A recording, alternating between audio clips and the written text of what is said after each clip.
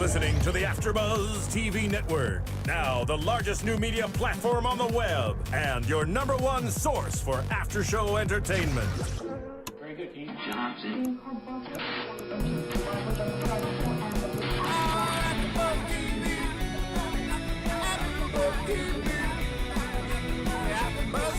The Afterbuzz Studios in Los Angeles, California, presented by Maria Menounos and Bing.com, and streaming live thanks to Akamai Technologies. This is Afterbuzz at the Movies. Greetings, everybody. Bing is for doing, and what are we doing? We are doing Afterbuzz TV's At the Movies, and today we're here to review the new Steven Soderbergh film, suggestively his final film, Side Effects. Joining me, as always, first of all, sitting to my immediate right. Well, I'm going to let everybody introduce themselves. So, Chris Lee, why don't you start us off? Hey, guys. Chris Lee Kennedy. Hello, I'm Dan Devey from thecinemassource.com. Hey, guys. I'm Jessica King. And since I forgot to mention it, my name's John Campea. How's everybody doing? All right, so we're talking about Side Effects here. A absolutely star-studded cast, an amazing cast. And the first thing that jumps out to me, and this is the person I want to start with, she's really the one that carries the film, in my opinion. The whole film revolves around here, is Rooney Mara. Now, for people who aren't really familiar with Rooney Mara, we just recently saw her looking very different in the North American version of Girl with the Dragon Tattoo, something that I very unpopular say was better than the actual original version. And I thought she was just fantastic in it. So, Dan, let's start with you. What were your impressions of Rooney Mara? How do you think she did carrying a film like this? You know, I have to be honest and admit that I'm not a fan of Rooney Mara. I'm sorry. I don't get it. I feel kind of like she tends to suck all of the energy out of every scene that she's in. And maybe that's the point. Maybe that's what they're going for. I don't know. But I was never Girl with a Dragon Tattoo. I was not a fan. She doesn't emote enough for me. And I feel like if she was going for that whole, you know, it's all under the surface and you just see a little bit of it, it doesn't get there for me. So I'm not a Mara fan. Jessica, what about you? When the movie first started, I was kind of under the impression that, you know, she was going to be this wife that had waited for him and like loving and cutesy. And the first thing that ran through my mind was like, why is she in this role? This is so not the role for her. Because I obviously didn't realize what character she would be playing throughout the film. But I think she did a fantastic job. I was blown away. I quickly switched my thoughts, and I thought she did great. Chris Lee? I agree. I think she was amazing in the role. She nailed her acting of the depression and the anxiety and the mannerisms and the things that you talk about and go through, and she nailed it for me. Yeah, Dan, I appreciate the way you described it, but there's a word for that. It's called subtlety. Actresses have. And that's what sold me on her right from the get-go in this film. Look, you're talking about any type of an emotional problem, whether it's depression or something else. Many, many lesser actors will ham that up. They will overplay that, you know, assuming the stupidity of the audience, thinking, oh, I gotta paint this by numbers for the audience. To me, she absolutely nailed it. She nailed it so well, I felt uncomfortable watching her perform it. And that's generally a bad thing. You don't want to feel uncomfortable. But watching her as this woman going through, well, seemingly going through this problem, I felt emotionally uncomfortable. And that's how well she sold it for me. But I can see where you're coming from with that whole sucking the energy out of the scene. Yeah, because, like, you know, when you talk about subtlety, which is great when it's done properly. I mean, you've got Jessica Chastain is the ultimate example of that in Zero Dark 30. Her performance was just tiny, tiny levels and changes throughout, so that by the end, she has completely transformed as a character, even though it was never in everyone's faces. But the whole time you're watching her do that, you can feel with her. With Rooney Mara, for me, for some reason, there's just no energy. There's nothing. I don't see anything behind the depressed stare or the, oh, no, I'm sleepwalking and killing. It didn't. I'm sure I'm in the minority on this, but you totally are. I disagree on that get because her at all. I feel like in this movie particularly, she played so many different emotions because it wasn't just the depressed, you know, somber girl. She was in love, and she had a totally different love love with the Catherine Zeta-Jones character and the Channing Tatum character. We saw some peaks of like happiness, some peaks of anger. Like we saw such a range of emotion in this film that was one thing that really impressed me about her. And let's not forget, from beginning to end, what her character is doing throughout the movie. Someone that has that in them is going to suck the life and energy out of everyone around them. So I think that she played that kind of energy vampire really well. I think your observation brings up a really great point, and this is my favorite thing about film and performances and movies as a whole, is that my argument has always been that all film is art. And like a piece of art hanging on a wall, you can have 10 people standing around it, in this case, Rooney Mara's performance. We can all stand around it and look at the exact same thing, but we each see something different. It strikes us differently. When you saw it, you just saw an energy vampire, to coin your phrase there. For me, I saw depth, but it's interesting that that's the way you perceive that. Okay, let's move on to the next female main performance in this, which is Catherine Zeta-Jones. See, now we've got something we can talk about. Why don't you start us off there? Okay, and I'm so glad that we're talking about this, assuming everyone's seen the film, because when I did my review for it, I couldn't talk about anything. I couldn't say anything. So spoiler alert for those of you who are watching. Big spoiler. Big spoiler. Okay, Catherine Zeta-Jones as a psychiatrist, loved it. I love her all the time. She really, I don't think I've ever seen her in anything where I've said, oh God, phoned it in, or oh, that wasn't interesting or terrible. This was great. The only thing I didn't buy is her as a lesbian. Did you guys buy that whole lesbian relation? Because there was something about it, the kiss and what, it was just like, ooh, girl, you like boys. You definitely like boys. This goes back to the Rooney Mara argument. I think the reason I bought it so hook, line, and sinker is because she's supposed to be a woman who has never been with a woman. She's supposed to be a woman who's probably never even seen herself that way. And that's why, for me personally, when that's revealed in the film, it has the impact on me that I think Soderbergh wanted it to have, because it struck her as much as a surprise at first. That's what they allude to at any rate, as it struck me. I'm like, wait a minute. But that's probably how it would play out. Like, Crystal, your impression of it? I thought it was great. She was like the ice queen through the movie, and I appreciated that so much because I love seeing her that way. And I totally bought her as a lesbian. And especially once they gave that flashback of her being just kind of wanting someone to understand and love and feel, and it's something that's uncharted territory for her. So she was a little uncomfortable, but in the end, we see that she's not so uncomfortable. So, I mean, I totally bought it. Jessica? I have to agree with you, Dan. I did not buy her as a lesbian. I loved her character in the movie. I always loved Catherine Zeta-Jones. And I love the fact that even when she's not trying to play the sexy, sultry character that she oftentimes does, she still, like, exudes that. But that the lesbian scene was just like, she just seemed very uncomfortable. And I understand where you're coming from, John, that was how it was supposed to be. But I totally bought Rooney Mara as a lesbian. I just didn't get that from Catherine.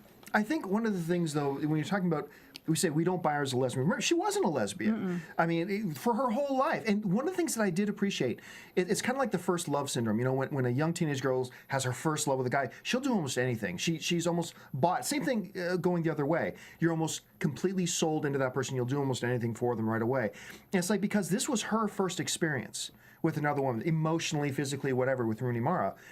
I suddenly understood and got why she was willing to do whatever for Rooney Mara to get her out. I mean, she was cohorts in crime with her, sure, but she also wanted her out of prison. She also wanted this. She wanted this. She was so emotionally hooked on that. And I think the whole first experience of it is what lends itself to that. So, yeah, me personally, it hit me out of left field. I wasn't expecting it, but once it did and it settled in me for a few minutes, I was like, yeah, I buy this. And it made her look vulnerable, which we did not see throughout the film, which I really liked, because it really showed her vulnerability, where Rooney Mara, it showed that this is something that she had planned. She took advantage of a situation. There were no feelings there, I don't believe. And I believe that she saw an opportunity and jumped on it, literally. I think the thing that's most fun about this film was during the press conference for it, Catherine Zeta-Jones was talking about the lesbian thing without actually talking about it. And she said, well, let me just say this. Michael just finished his film with Soderbergh, and he got to make out with Matt Damon. And she said that Matt had told her, well, you know, when I'm kissing Michael, I'm really thinking of you. Which I thought, I enjoyed that more than the entire movie altogether. All right, well, let's talk a little bit about our male lead in the film, which is Jude Law. And I'll start off here with this one. Jude Law, first of all, strikes me as, this is the guy who cannot win. And I'm not just talking about his character, I'm talking about Jude Law. All this guy ever does is bring Academy-level performance after Academy-level performance in his career, and either the movies he in suck, or they're great films that don't get any attention, or something else is in the film to overshadow it. Like how many, like it was a small role granted. How many people talked about Jude Law in Hugo? Nobody talked about Jude Law. But when you watch the time that he is in there, it's a breathtaking performance. I completely bought into him. When he's in Contagion, terrible film. But his performance was wonderful. And I feel like there are some people who are talking pretty negatively, and we'll get to our overall impressions of side effects a little bit later. I think a lot of people, once again, who look badly at side effects are going to unfairly reattach, we talked about this beforehand, they're going to attach the quality of the film to whether or not his performance was good. And I thought he was brilliant. And he was, now granted, he's the one character in this that doesn't, our perception of him does not change. With Rooney Mara, our perception of her by design changes throughout the film. Catherine Zeta-Jones, our perception of her changes by design throughout the film. Jude Law doesn't. He is the character we are given, and I think that's a great balance to everything else going on around him. And he portrays his character, the almost smug self-confidence, good-natured, albeit, with the feeling of hopelessness and lost and despair and confusion and anger and rage, and all these things evolve as the film progresses, and I was completely blown away by it. Jessica, what about you? I was Team Jude Law. I get emotionally, I really get emotionally attached to certain characters, and I got attached to Jude Law right away. I was voting for him the whole time, and I was really getting angry when I started to see all the bad things that were happening to him, because I hate it when bad things happen to good people in the movies. So like from, you know, his wife not giving him a chance to explain, to losing his job, his partners not giving him an opportunity. Like, I loved his character in this film, and I was rooting for him the whole time, so I was glad that he, you know, persevered and pushed through as if it's like a true story. No, but I loved his performance in this movie. I would one day like to fail the way that Jude Law fails, because that's pretty crazy. I love him. I think he's great. I think he's charming. I think he's a fantastic actor. I think in this movie, and I'm sure, again, I'm in the minority, I think he suffers because of really poor writing. I think that there were a lot. I know. We're gonna get to it in a bit. There were opportunities for a lot of different things to happen with his character. Let's take just one scene, for example. There's the scene when he goes to his friend who's the doctor and says, I need some Adderall just to get me through so I can focus on this and figure out the problem. There was never any mention of him being on any types of medications beforehand, and after that scene, it's never brought up again. So the whole idea of him unraveling, it just didn't, I mean, it would have made sense if he was unraveling, if he was suddenly, you know, going out of his mind saying, wait, maybe I'm the crazy one, is this in my head? Or if anything like that happened, instead it was dropped there, forgotten about, and then moving on. So there was nothing, while again, I think his performance was fine, there was nothing about what was happening that made me really invested in hoping that he came out on top and he was okay. See, I think you're missing the point of that scene. You're talking with where he goes to his friend. I think he's not on medication, but he's in probably the most stressful, anxiety-filled situation of his life. He goes to his doctor, and he's prescribed this stuff before. He believes in it, so he goes to his doctor friend. So it accomplishes two things. One, it just reemphasizes he is completely stressed out because of the situation. But the second purpose it serves is it shows that there is a perception shift on him from the people around him. Because you realize that from his doctor friend point of view, he's looking insane now. He looks like he's losing it. Right, and I thought it served those purposes really well. See, but I got that before the mention of him wanting drugs. Like that whole scene, he shows up, his hair is a little disheveled, and he's like, you know, it's a conspiracy. I'm going to tell you all about it now. Here we go.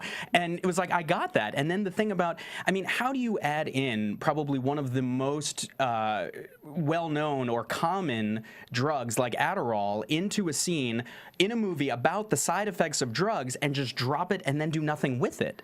I thought of it as like, because earlier in the film, his wife had mentioned when she was going in for the interview and he gave her the pills, she'd mentioned, you know, this is the good part about being married to a doctor. I get free medication.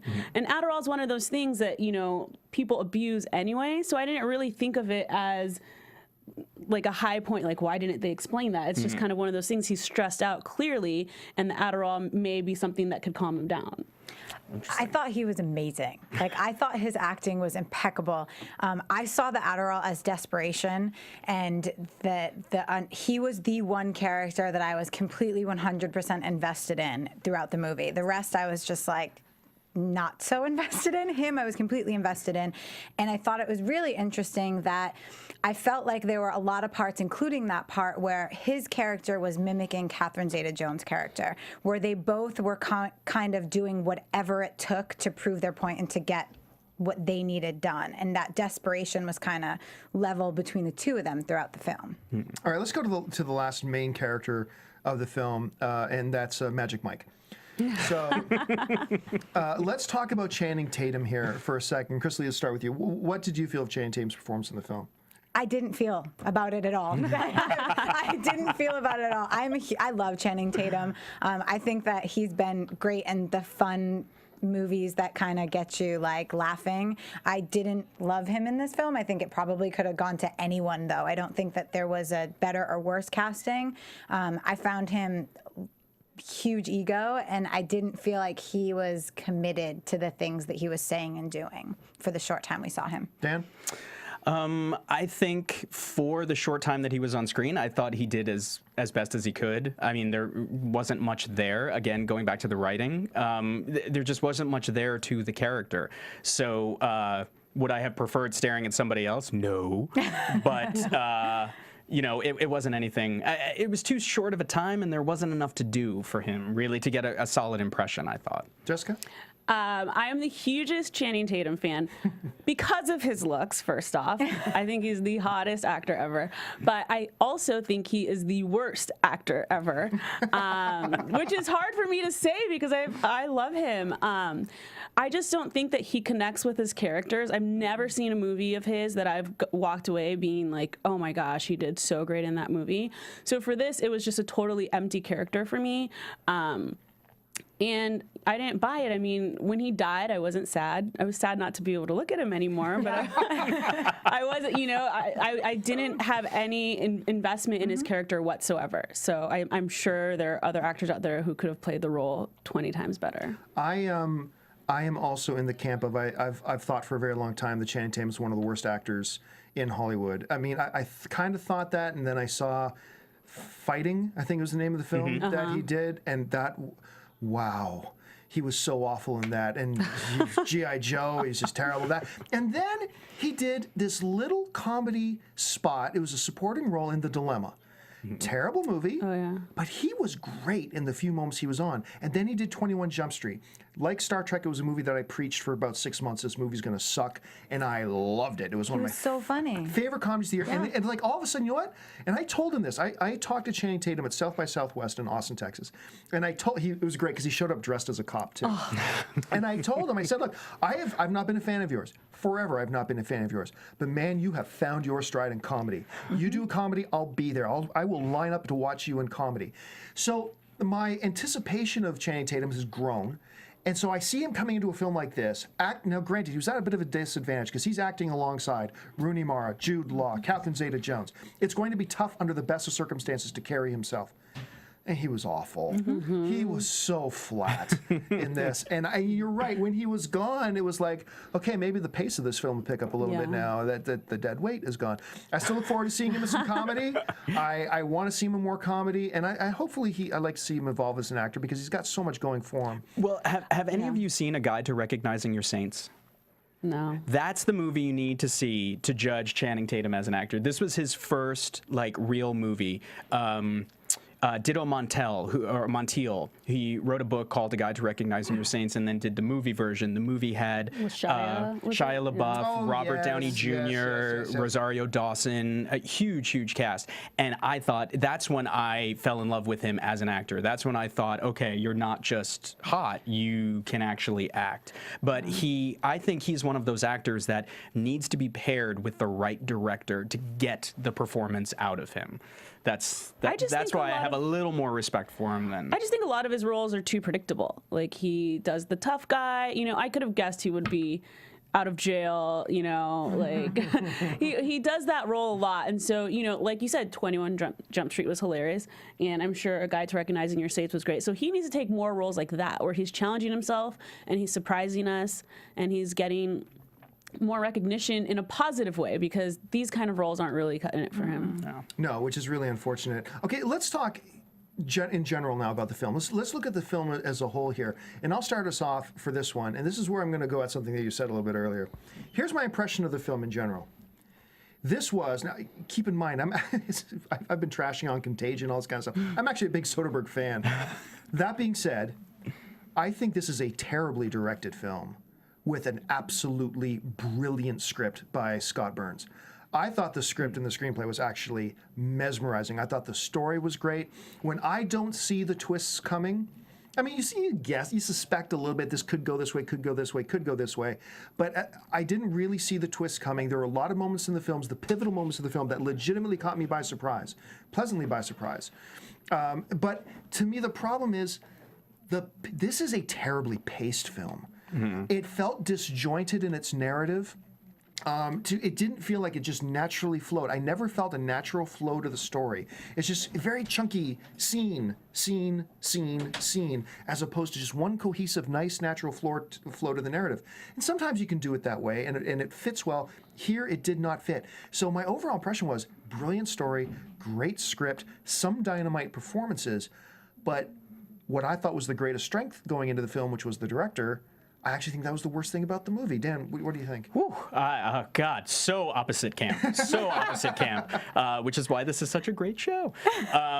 Yeah, no, I saw every twist coming with the exception of the lesbian angle. I didn't see the lesbian angle coming, but everything else, when it was supposed to be a twist, I was like, well, yeah, duh, that's where it's going. And I thought, after watching it and talking about it, I think what would have been a far more interesting movie would have been without the Wall Street insider trading angle. Like, if it had actually been a movie where this woman took prescribed medication that she thought was going to help her, and as a side effect of that prescription medication, she killed her husband. And how do you deal with that? How do you go on? I mean, and is the psychiatrist to blame who prescribed it? How accountable is he? And how much is she accountable? How much was her action and how much was a side effect of the drug? As soon as it became this Ocean's 11 plot to get some money, it was just like, this is a different movie.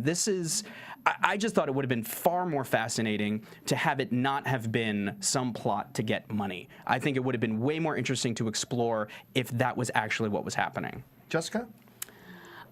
I didn't see any of the twists coming, and I was following the movie pretty well, and I agree with you that it was pretty jumpy, and at some point I kind of lost it for a second. I even had to ask you afterwards just to clarify where the money came from. Like, I was doing a really good job, but I do love those movies that make you think, and you can't just like watch it with your eyes closed.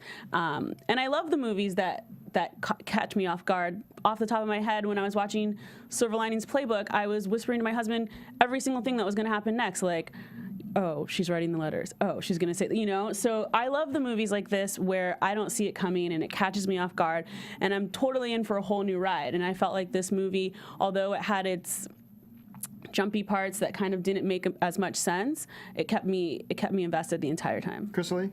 I had such high expectations for this film. I love Soderbergh. I loved Traffic. I love his work.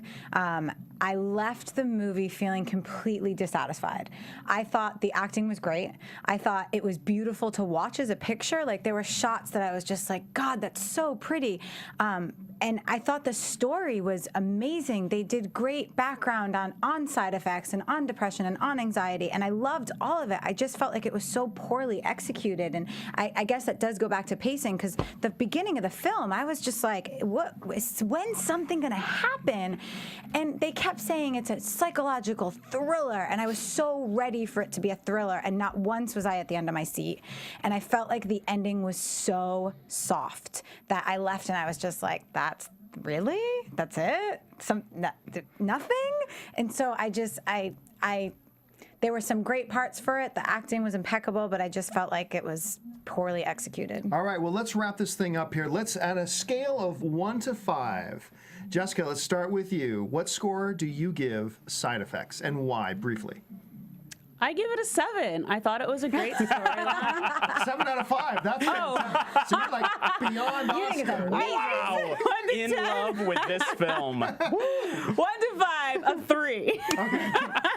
We're all on the same page. Yeah, I really enjoyed it, and I thought it was a great storyline. Like I said, I got lost there for a second, but once I got back on track, it really caught my attention, and I wasn't bored at all. And that's my thing. I get bored during movies that are too long with nothing going for it, and I didn't get bored. Dan. I'm going to give it a 1, because if I gave it less than that, I think I might be lynched. But yeah, there was nothing in this movie for me. I was disappointed pretty much across the board, with the exception of, Catherine Zeta-Jones and Jude Law. Performance-wise, I thought that was pretty good, but I thought the pacing was slow. I thought the story could have been far more compelling if they had made just a couple of different decisions. Yeah, so the beginning, it drags so much, and it just like, get there, and then they get there, and I'm like, I don't care. I wish I cared. Yeah. Chris Lee? I'm going to go with the 2.5. 2.5. There were parts, like I said, it was beautiful to watch, but I want something of more substance than pretty pictures. So the acting, great, but I could have done without it. And once again, the correct answer is 3. This is a Or a 7. This is a fantastic story with great plot twists along the way, and a really nice, to me, satisfying ending that was unfortunately mired by one bad performance and just badly directed with terrible pacing, very disjointed story flow. Overall, I think it was worth it, but not all of us around here do. And I think that'll do it for us. Yeah, guys, we want to let you know that this is obviously something that we're doing that's new. We want you to go to iTunes and check us out, rate and comment, tell us what you think. We do read them, so we will comment back. We love that you're joining us for these new movie shows. Tell everybody where they can find you guys. You can find me on thecinemassource.com. Make sure you put in the, because without it, bad news bears. Sketchy. Thecinemassource.com. Find me on Twitter at I am Jessica King, and let us know what you guys think. You can find me at amctheaters.com and on Twitter at John Campea. And you guys can find me on Twitter at Chris Lee. Thank you for joining us for our Side Effects movie after show, and we will see you next time. From Bing.com, executive producers Maria Menounos, Kevin Undergaro, Phil Svitek, and the entire Afterbuzz TV staff, we would like to thank you for listening to the Afterbuzz TV network. To watch or listen to other after shows and post comments or questions, be sure to visit AfterbuzTV.com. I'm Sir Richard Wentworth, and this has been a presentation of Afterbuzz TV. Buzz you later. The views expressed herein are those of the hosts only and do not necessarily reflect the views of AfterBuzz TV or its owners or principals.